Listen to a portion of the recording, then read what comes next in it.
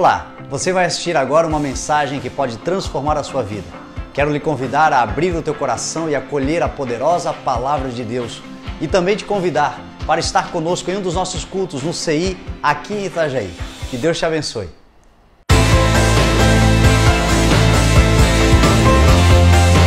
Ela só lhe faz o bem e nunca o mal, todos os dias da sua vida. Escolhe a lã e o linho e com prazer trabalha com as mãos. Como os navios mercantes, ela traz de longe as suas provisões. Antes de clarear o dia, ela se levanta, prepara comida para todos os da casa e dá tarefas às suas servas. Ela avalia um campo e o compra com o que ganha e planta uma vinha. Entrega-se com vontade ao seu trabalho, seus braços são fortes e vigorosos. Administra bem o seu comércio lucrativo e a sua lâmpada fica acesa durante a noite. Nas mãos segura o fuso, com os dedos pega a roca. Acolhe os necessitados e estende as mãos aos pobres. Não teme por seus familiares quando chega a neve, pois todos eles se vestem agasalhos.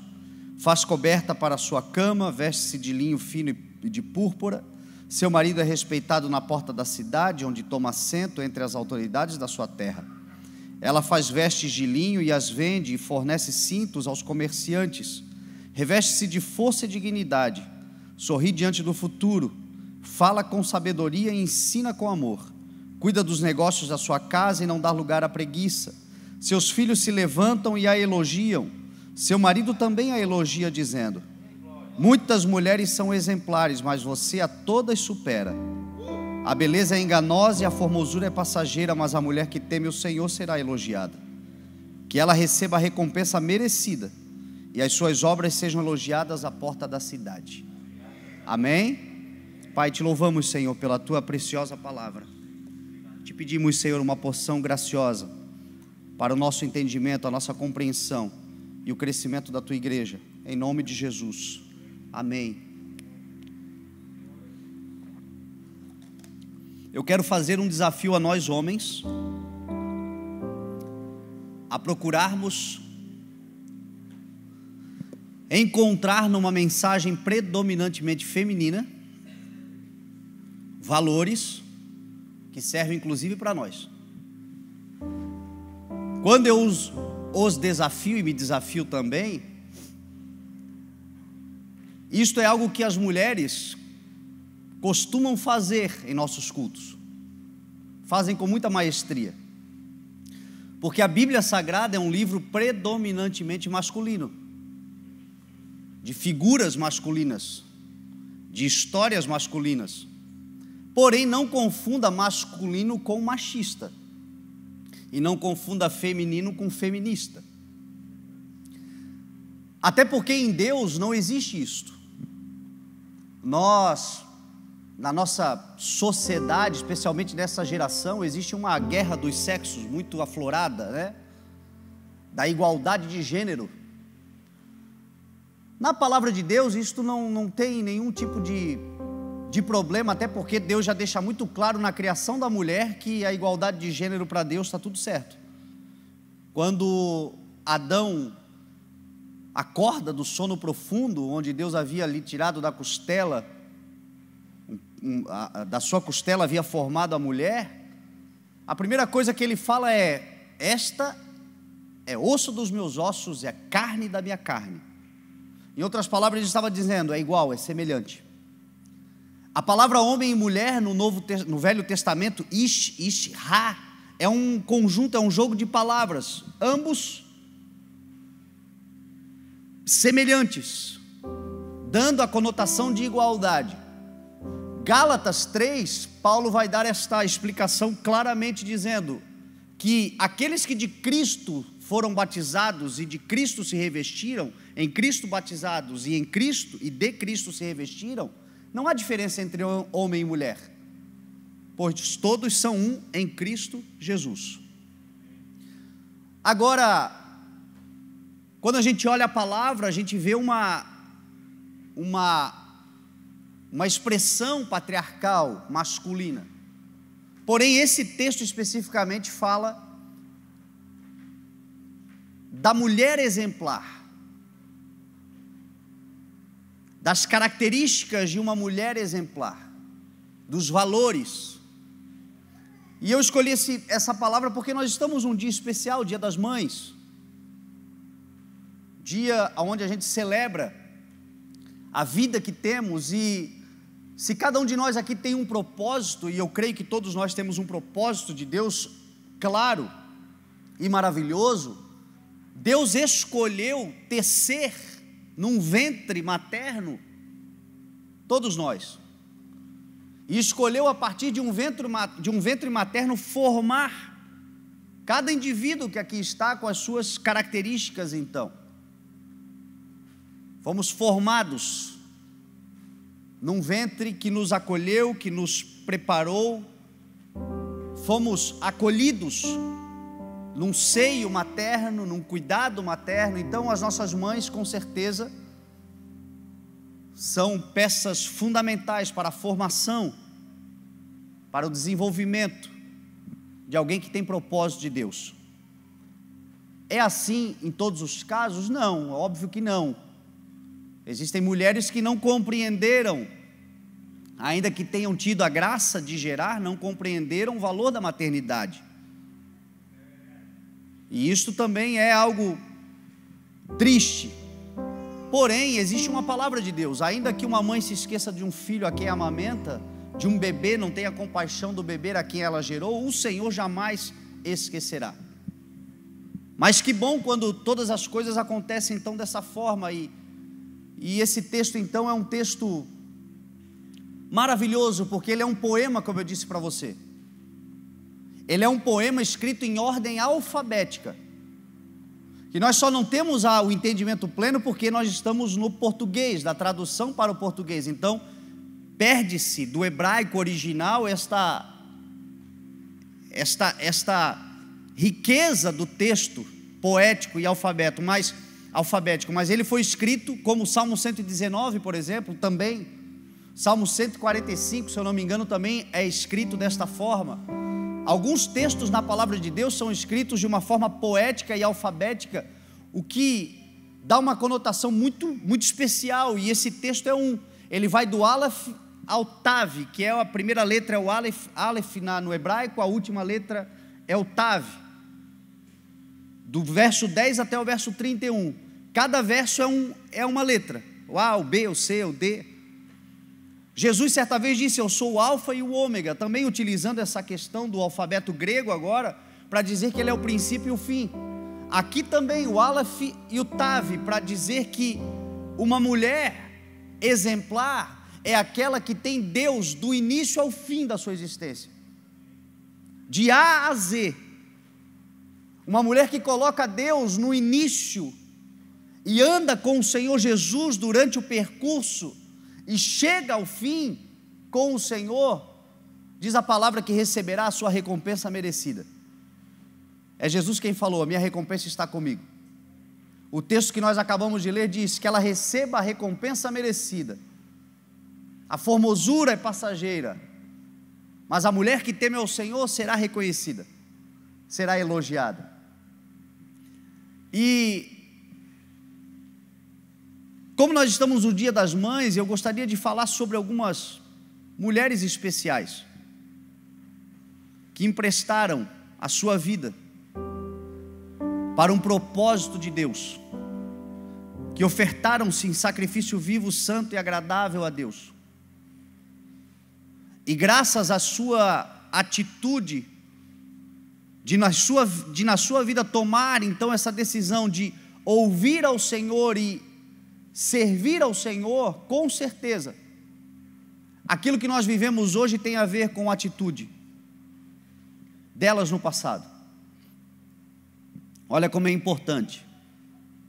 Às vezes, como homens e mulheres, nós não sabemos, não temos uma dimensão da importância do nosso posicionamento na nossa geração.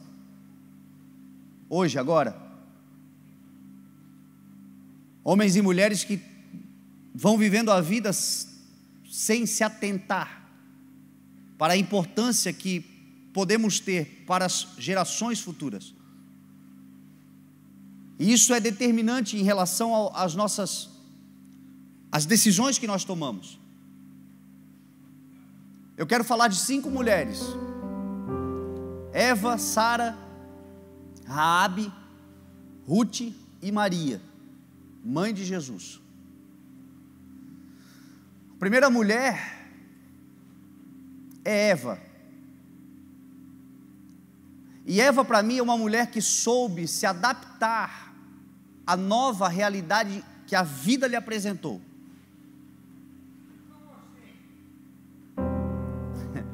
Já vou explicar.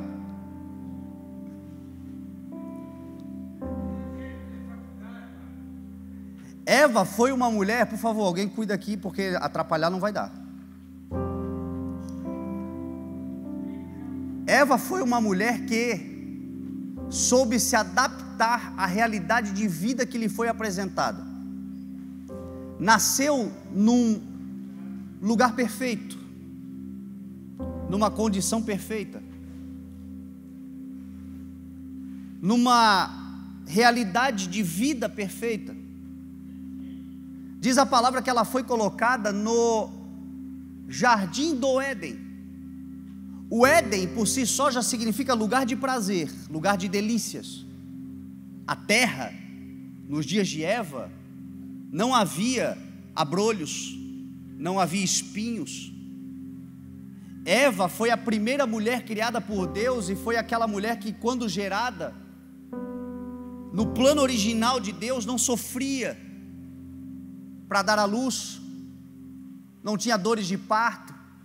TPM com certeza não existia. Não existia. Aqueles 4 temperamentos no mesmo dia não existia. Né? Porque quem tem uma esposa aqui sabe, elas são uma bênção, mas às vezes no mesmo dia elas nos amam, nos odeiam. No mesmo dia. E só porque você respira, ela te ama. Ai, que lindo, meu amor respira. Ui, que ódio, ele respira. São essas variações hormonais, esses desequilíbrios hormonais que em Eva com certeza não havia. Porque Deus é perfeito naquilo que Ele faz. E eles viveram por muito tempo nesse lugar de perfeição. Mas infelizmente pecaram, falharam, desobedeceram a palavra de Deus e comeram então daquela árvore do conhecimento do bem e do mal, e Deus disse que no dia que dela comessem, certamente morreriam. E então eles tiveram que sair agora do Éden, e tiveram que se adaptar a uma nova vida. E deixa eu falar para você, se adaptar a uma nova vida, quando a nova vida é melhor do que a antiga, é uma beleza.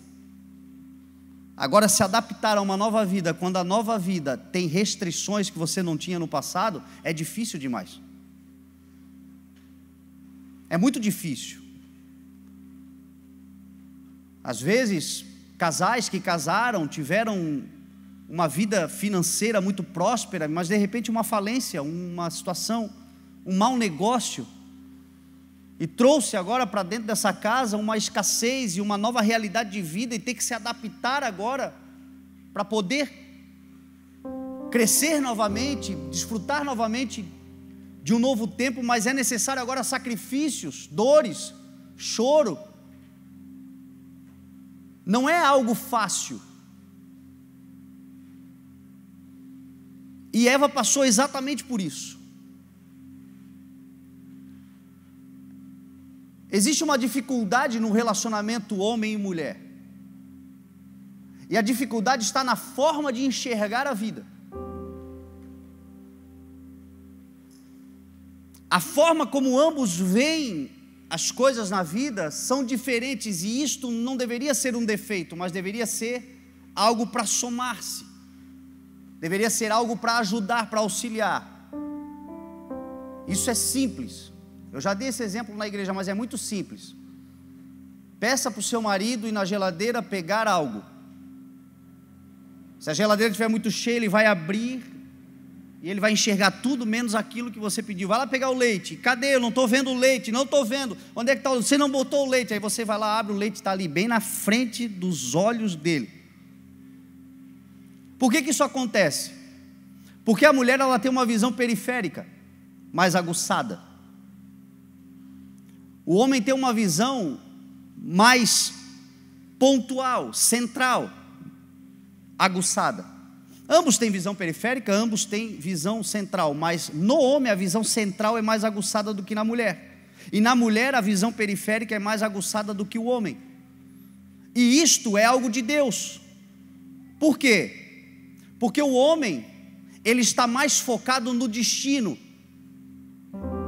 e a mulher mais focada no percurso. Por isso que não é bom que o homem ande só. Por isso que Deus fez uma auxiliadora e uma ajudadora que caminhasse com ele. Porque enquanto o homem está focado no destino, a mulher está focada no percurso. E enquanto o homem está focado no alvo, na visão, no final, a mulher vai lhe dizendo: cuidado com isso aqui, cuidado com aquilo ali, cuidado com aquela lá, cuidado com esse aqui, cuidado com aquilo. E não é assim que acontece? Inteligente o homem que ouve a sua mulher. Por outro lado, a mulher também não deve se entristecer porque ele não está enxergando os pormenores, ou o todo, ou a periferia das coisas. É mais ou menos assim: o casal determina comprar uma casa, querem comprar uma casa, o homem foca na compra da casa, e ele quer comprar a casa, ele só vê a casa, ele só vê a casa, ele só vê a casa, e ele só quer comprar a casa, e quando ele compra a casa, para ele está definido, graças a Deus. Só que aí vem a mulher e quer agora decorar a casa, e ele diz: para que isso? Comprando, está aí a casa. Não, mas ela quer agora decorar. Tu está nessa? Porque a mulher, ela é mais detalhista. Isso deveria ser honrado e valorizado no relacionamento. Então eles pecaram. O grande pecado de Eva foi também não ter ouvido o direcionamento do seu esposo. Porque Adão certamente lhe comunicou. Alguns dizem, talvez comunicou errado, porque ela fala algo diferente do que Deus havia falado. Deus disse: não coma da árvore. E ela disse: a gente não pode nem tocar nem comer. Ou seja, ela acrescentou informações que Deus não havia falado, mas o fato é que ela sabia que não poderiam. Mas quando ela viu que era agradável, quando ela viu que era apetitoso, quando ela viu que era algo desejável, ela acabou comendo e convencendo o seu esposo a comer também. Porque a Bíblia diz claramente que o homem é o cabeça, mas a mulher é o pescoço. Ela vira a cabeça para onde ela quer. Você já reparou?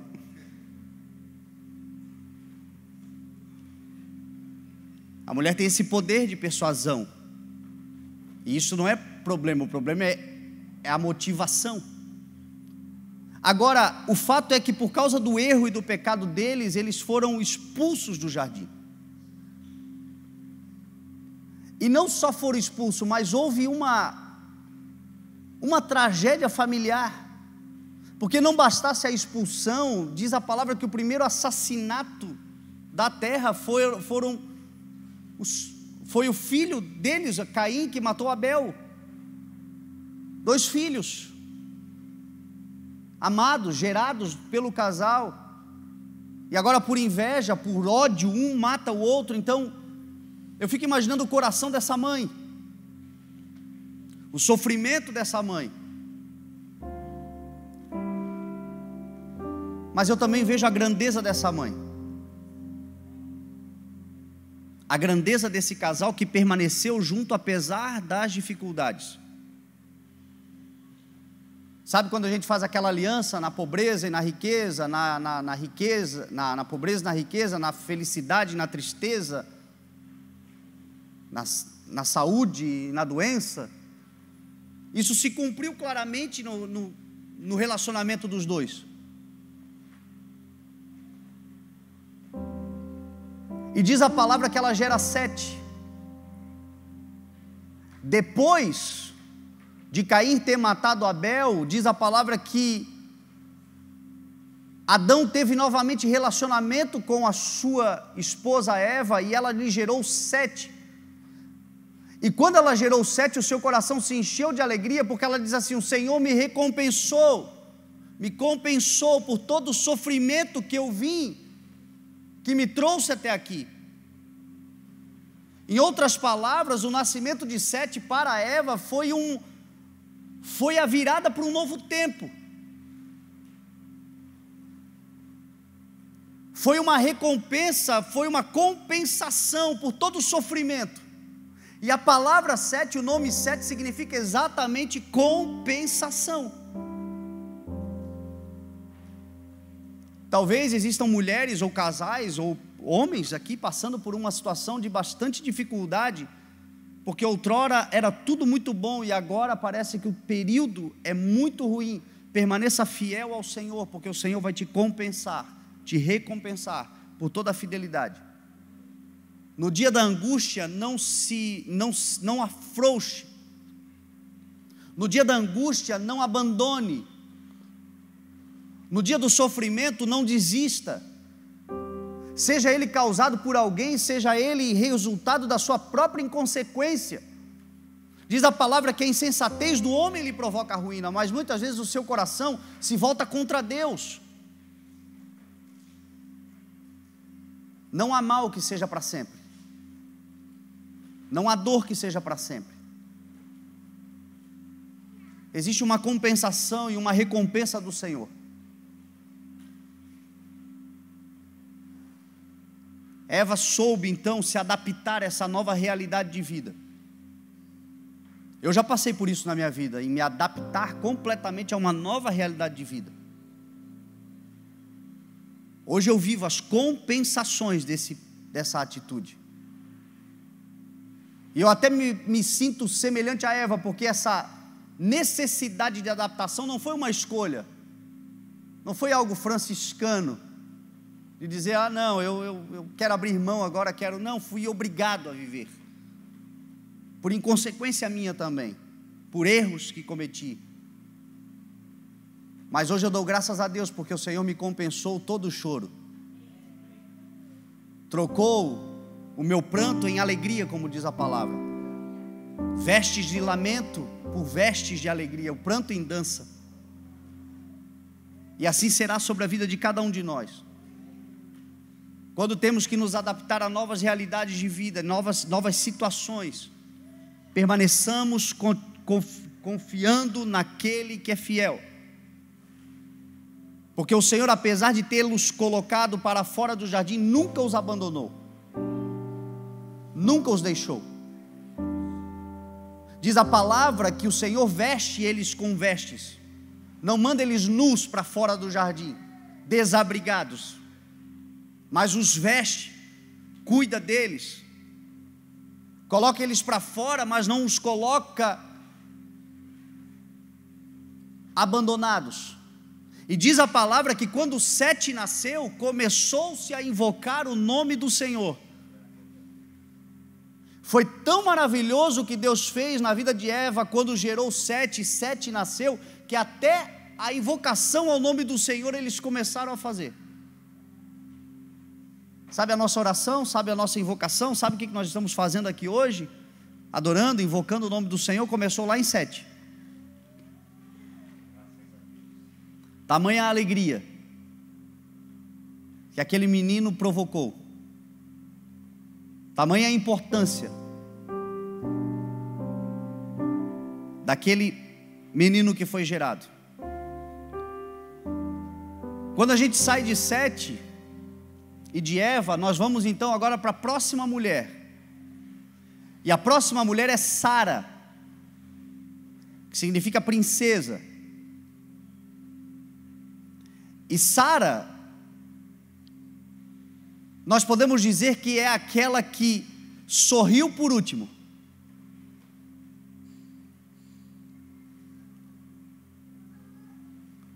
E tem uma expressão que fala mais ou menos assim, né? Quem ri por último, ri melhor. O fim das coisas é melhor do que o seu princípio. O paciente é melhor do que o orgulhoso. Existem coisas na nossa vida que não começam muito bem, que perduram por muito tempo, e nesse tempo nada vai bem. Mas quem ri por último ri melhor. Não é como nós começamos, é como nós terminamos a vida. Não é como começaram as coisas, mas como elas vão acabar em nome de Jesus. E elas vão acabar com o encontro. Elas vão acabar conosco diante do Senhor. Aquilo que nós estamos fazendo que talvez não esteja dando muito certo, ou não pareça que vai dar muito resultado. Guarde o teu coração no Senhor. Você tem uma promessa do Senhor que te faz sorrir. Só de pensar você se alegra, você carrega essa promessa, então guarde ela, se encha de esperança, porque você vai rir, ainda que seja por último, mas você vai rir. Você vai sorrir. Sara, você conhece a história. Mulher de Abraão, estéril, promessa de gerar nações a partir do seu ventre. E a vida passando, e as coisas acontecendo. Sara, na metade da promessa, no 10º ano da promessa, ela tentou dar uma ajudinha para o Senhor e entregou Agar para Abraão, para que ele gerasse no ventre de Agar a promessa que era de Sara. Deus, com a sua misericórdia, disse a Agar e a Abraão para não se preocupar, porque de Ismael também faria uma grande nação, um grande povo, mas que eles não se esquecessem da promessa, porque era no ventre de Sara que iria ser gerada a promessa. E diz a palavra que passaram-se 25 anos. Sara estava com 90 anos de idade quando gerou Isaac. Mas Gênesis capítulo 21, verso 6 diz assim: o Senhor me fez sorrir.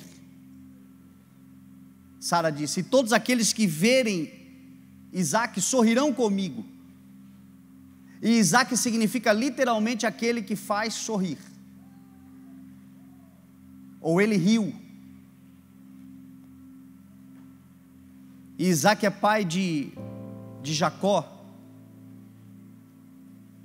que gerou as 12 tribos de Israel. E nações da terra hoje são abençoadas através da promessa que o Senhor fez a Abraão, Isaac e Jacó. Nós hoje carregamos uma bênção semelhante à bênção que Isaac carregou. Diz a palavra que nós somos de Deus, somos herdeiros de Abraão. Se estamos em Cristo, somos herdeiros conforme a promessa de sermos abençoados em todos os lugares, por onde formos, aquilo que tocarmos, os nossos serão abençoados, aqueles que nos abençoarem serão abençoados. Nós também podemos sorrir, só pela certeza de que carregamos uma grande promessa. A promessa que o Senhor tem para a sua vida e para a minha vida. Dá aquele sorrisinho assim de canto de boca. E quando chegar mesmo a hora, você vai mostrar os dentes. Mas não importa quanto tempo demore. Se Deus foi capaz de fazer um ventre estéril dar à luz filho, será capaz de fazer na sua vida coisas extraordinárias também, que te farão sorrir, te farão se alegrar. Como diz a palavra, ainda na velhice darão frutos. Nós temos muita lenha para queimar ainda. Nós somos uma geração com muita coisa para fazer ainda. A palavra que nós carregamos é que nos últimos dias os velhos terão sonhos. Sonhos realizáveis, não sonhos fantasiosos. Porque Deus não é Deus de torturar a mente de ninguém. Eu vou te dar um sonho aqui que você não vai realizar. Pega aqui o sonho. Vai, fantasia, sonha bastante, agora morra. Não, os velhos terão sonhos, eles verão os seus sonhos se realizando em nome de Jesus. Porque até mesmo na velhice nós daremos frutos. E nós nos assentaremos sim num lugar e contemplaremos toda a bondade, toda a graça que o Senhor fez através de nós em nome de Jesus. Sorrindo, alegres, porque Deus é fiel. Nós carregamos essa promessa. Aí nós vamos para Raabe. E Raabe para mim é uma mulher que soube aproveitar a grande oportunidade da sua vida. Eu costumo sempre usar uma frase que nós estamos usufruindo de um tempo de visitação do Espírito. E que a gente não pode perder o tempo da visitação. Porque existe um tempo determinado para todas as coisas. E que o problema que pode acontecer com alguns de nós é perder esse tempo de visitação. As oportunidades. Paulo escreve em uma das suas cartas: aproveitem ao máximo cada oportunidade, porque os dias são maus. As oportunidades, meu pai costumava falar que a oportunidade era um cavalo que passava encilhado, correndo, você tinha que pular nele. Se você não pular, vai embora, vai ter que esperar o próximo cavalo. Eu creio que Deus é um Deus de oportunidades, são muitas, não tenha dúvida. Eu já tive muitas oportunidades e você também.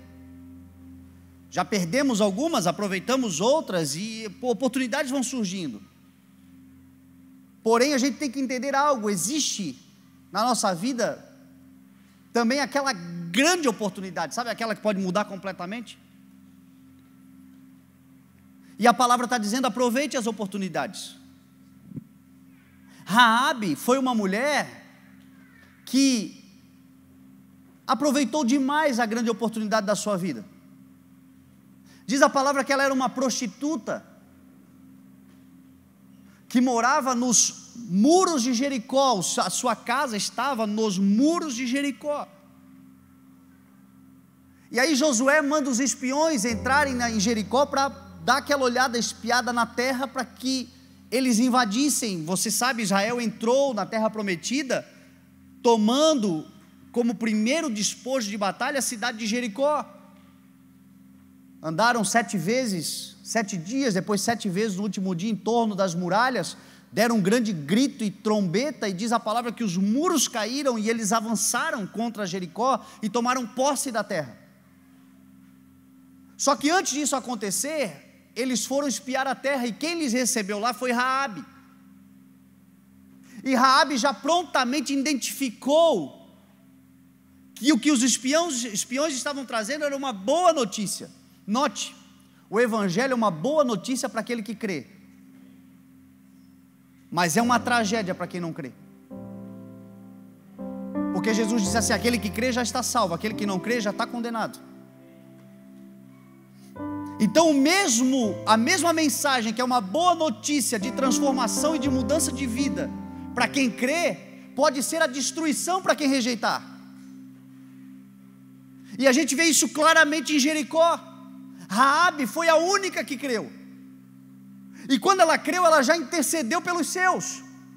Ela disse aos espiões: por favor, a gente sabe que vocês são o povo de Deus, a gente tem ouvido falar, o mar vermelho abriu-se, os inimigos caíram, nós estamos apavorados todos nós, porque nós sabemos que Deus está com vocês, e que o Deus verdadeiro é o Deus de vocês. Agora, porém, lembrem-se da minha bondade para com vocês, e quando vocês invadirem esta terra, não matem nem a mim,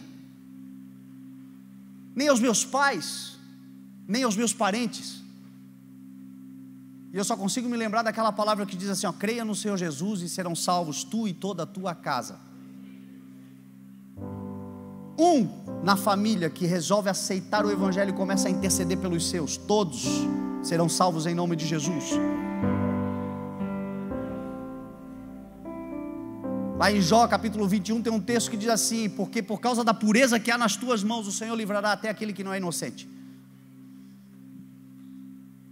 O clamor de Raabe, os espiões disseram: tudo bem, vamos fazer o seguinte, vamos coloca aqui nessa janela esse laço vermelho e chama todos os seus para dentro da tua casa, porque no dia que nós invadirmos, aqueles que estiverem dentro da tua casa estarão salvos.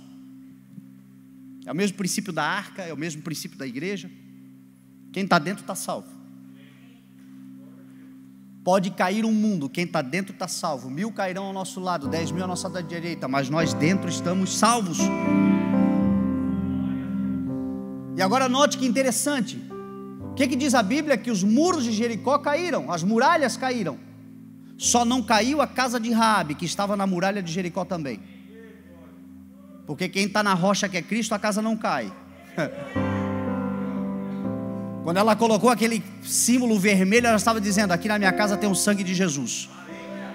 É o mesmo sangue dos umbrais, é o mesmo fita vermelha na porta. Estava nos muralhas de Jericó, caíram todas as muralhas, mas a casa dela permaneceu em pé, porque a casa dela estava em Cristo, nosso Senhor. Aproveitou ao máximo a oportunidade que lhe foi dada.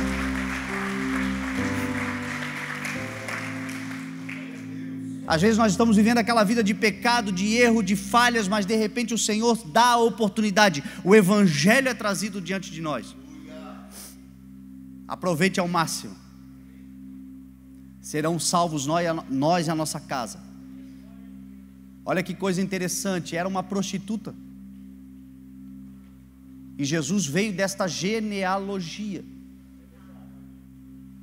Porque para aqueles que estão em Cristo, as coisas velhas já passaram, eis que tudo se faz novo. Diz a palavra que Raabe casou-se com Salmão, e Salmão significa aquele que veste. É o que Cristo faz, esconde a multidão de pecados, nos dá novas vestes. E ela gerou quem? Boaz. E Boaz significa nele está a força.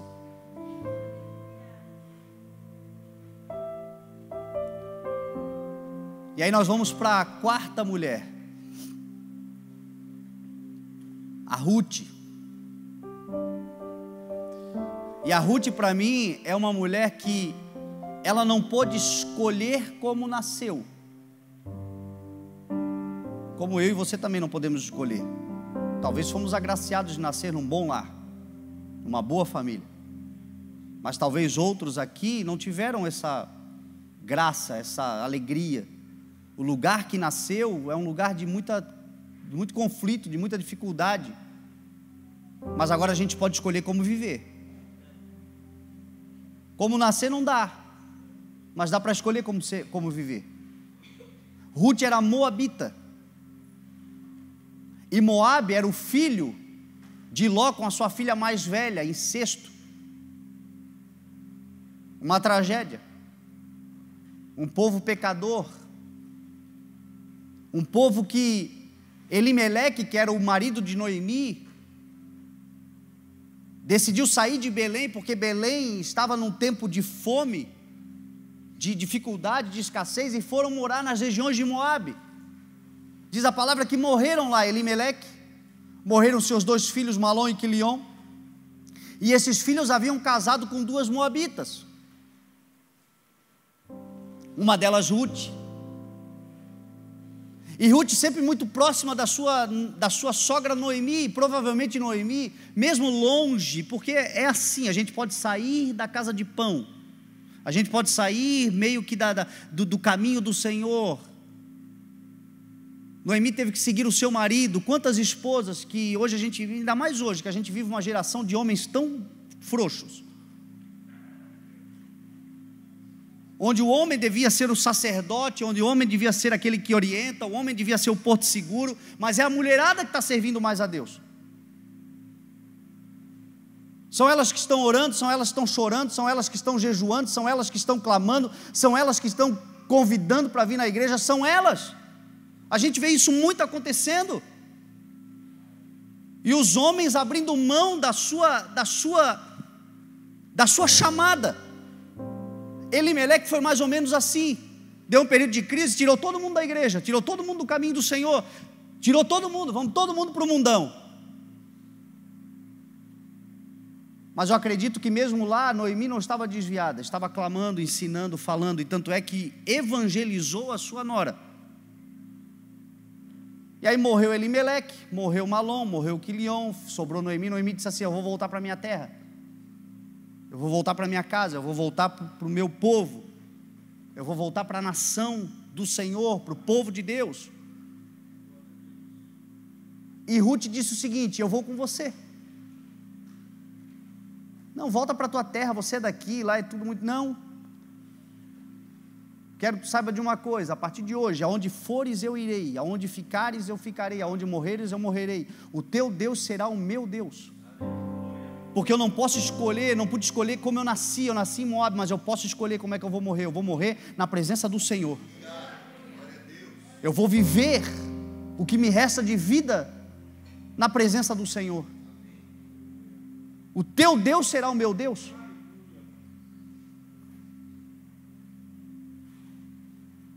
Diz a palavra que ela veio então com Noemi. Ruth significa amizade. Amizade leal. Você sabe o que uma amizade leal provoca? Prosperidade. Portas se abrem. Lealdade é uma coisa que a gente precisa muito nos nossos dias. A lealdade gera prosperidade. Ruth veio, e diz a palavra que ela veio com Noemi, começaram a trabalhar nas lavouras, e ali para acelerar a história, ela conhece Boaz, o filho de Raabe, com Salmão. Ela conhece Boaz, Boaz se apaixona por ela, compra o direito de poder casar-se, porque ela era viúva, era da parentela, ele consegue esse direito, ele dá a ela agora uma casa, dá a ela uma nova vida, dá a ela uma nova história. Ela não pôde escolher como nasceu, mas ela pôde escolher como viver, e ela resolveu viver na presença do Senhor, e vivendo na presença do Senhor, o Senhor lhe deu felicidade, alegria, plenitude, porque é isso que Cristo veio para nos dar. Eu vim para que vocês tenham a vida e tenham na plenitude. E diz a palavra então que ela gerou Obed. Obed é pai de Jessé, que é pai de Davi. Obed é vô de Davi, gerado por Ruth, uma moabita. Olha como Jesus escolhe fazer coisas loucas nesse mundo. O projeto de Deus, realizado a partir daqueles que nem considerados são, dos improváveis.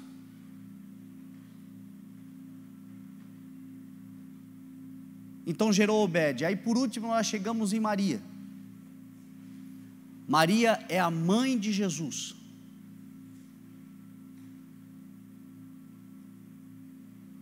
E para mim, uma menina, uma jovem, que escolheu na juventude seguir o plano de Deus, e gerou nada menos, nada mais do que o Salvador da humanidade. E olha o que Deus pode fazer através de moças, de meninas, porque Maria devia ter ali os seus 15, 17 anos, quando foi visitada pelo anjo do Senhor, mas escolheu viver a sua vida inteira, porque o anjo chega para ela e diz assim: alegre-se, agraciada do Senhor, o Senhor está com você, o poder do Altíssimo virá sobre você, e você gerará aquele que será chamado de Filho de Deus. E sabe qual foi a resposta dela para o anjo? Eu sou tua serva, faça comigo a tua vontade. Jovens, como diz a palavra, lembre-se do seu Criador no dia da sua juventude. Esses dias que nós estamos passando são dias onde a força da juventude será para a glória de Deus em nome de Jesus. onde o Senhor vai levantar esses jovens, esses adolescentes, essa mocidade, essa juventude, que diz assim: Senhor, seja feita em mim a tua vontade, somos teus servos. Jovens com visões, jovens profetizando, jovens fazendo coisas maravilhosas. Maria era só uma jovenzinha e gerou Jesus Cristo.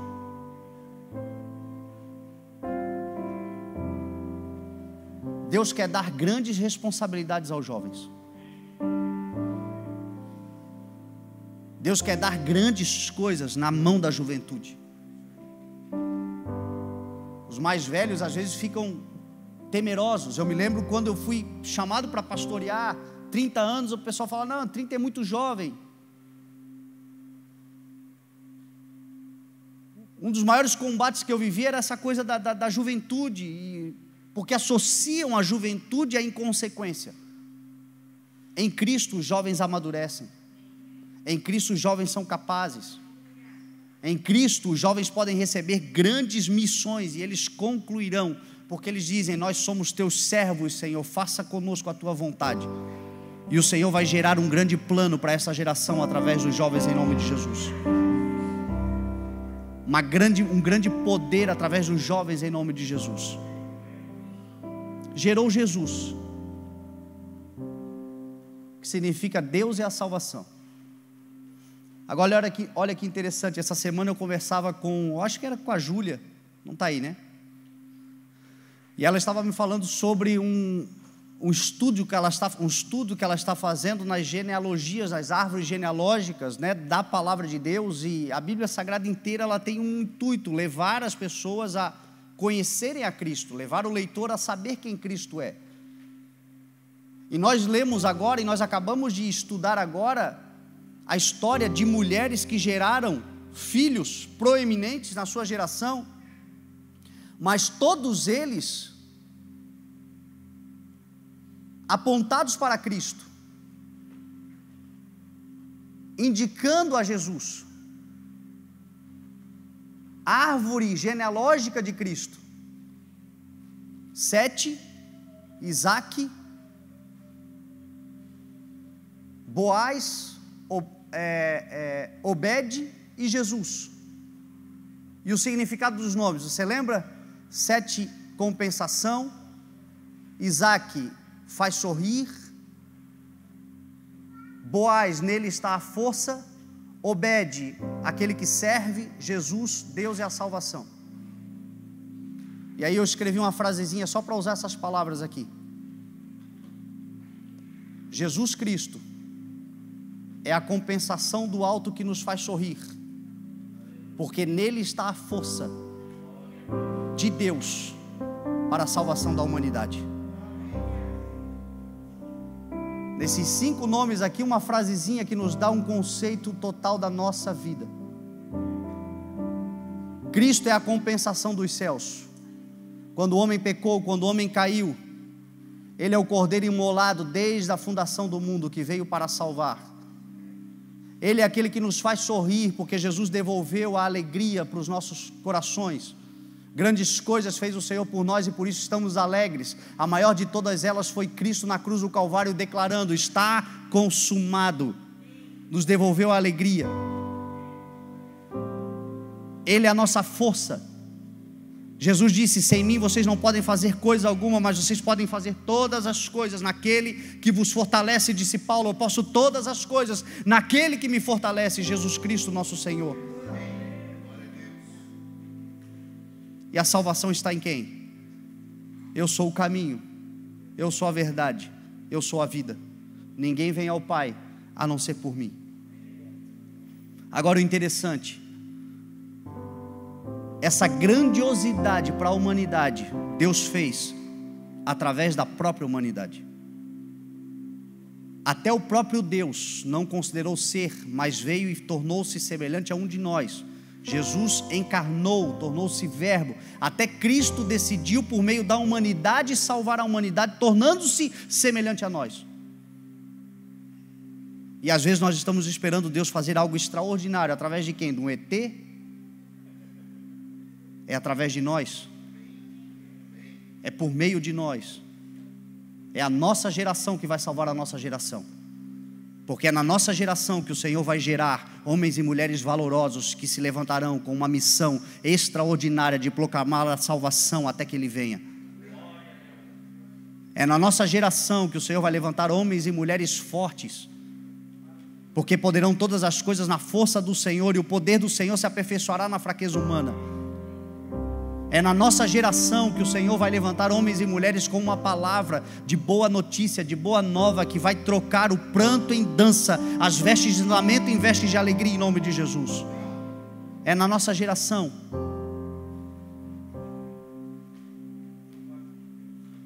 Que seja na nossa geração que o Senhor traga a recompensa dos céus e derrame sobre todos nós. Então que a gente entenda, as mães, as mulheres, os pais, todos nós, talvez nós já geramos, diz a palavra que os nossos filhos são como flechas, que estão apontados, estão direcionados,